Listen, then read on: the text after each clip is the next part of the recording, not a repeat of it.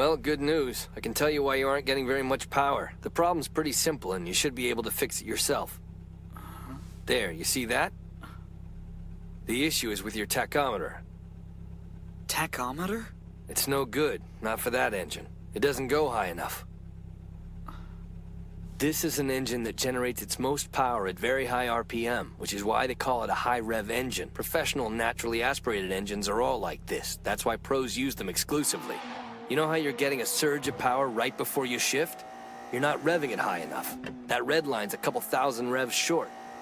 I'm pretty sure you've only been pushing it to around 70% of its full capacity. If I had to guess what this engine's capable of, I'd say at least 10,000 RPMs easy, if not more than that. A tachometer that only reads up to 8,000 is crippling your car's ability, because you're not even coming close to the sweet spot. This puppy's a certified beast compared to the 8.6's stock engine. It's called a 4AG, but it actually has a 5-valve head that was adapted from the newer 101 series they just released.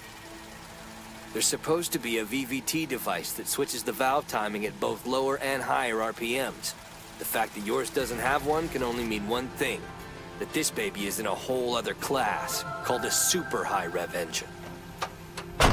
While we were driving, I couldn't help but notice something else I thought was worth mentioning. The instrument panel you have is not only cheap, it's missing some important readouts you'll definitely need. At the very least, you'll want the water temp and oil pressure gauges. Whoever it was that did the installation on this engine has an impeccable knowledge of advanced auto mechanics. Both the tires and the brakes are perfectly balanced. Same goes for the body. It makes you wonder, why would the installer want to leave out essential gauges? And there's only one answer I can think of. I can't tell you why, but this engine's true power has been sealed off on purpose. Sealed off on purpose? It's a pretty reliable, albeit simple way of doing it.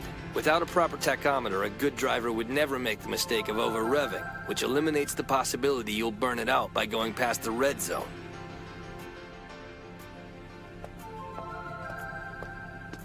In all my years of being into cars, I've always felt a kinship with other 8.6 drivers, but never once have I felt any hostility. Well, I'm not sure I can say that anymore.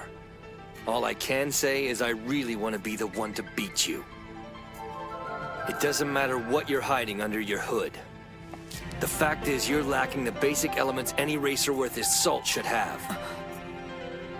We'll settle this feud soon enough, and when we do, you'll never be able to brag about being undefeated again.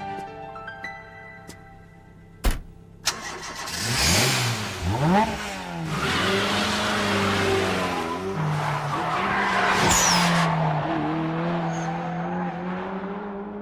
heck does that mean? Lacking the basic elements?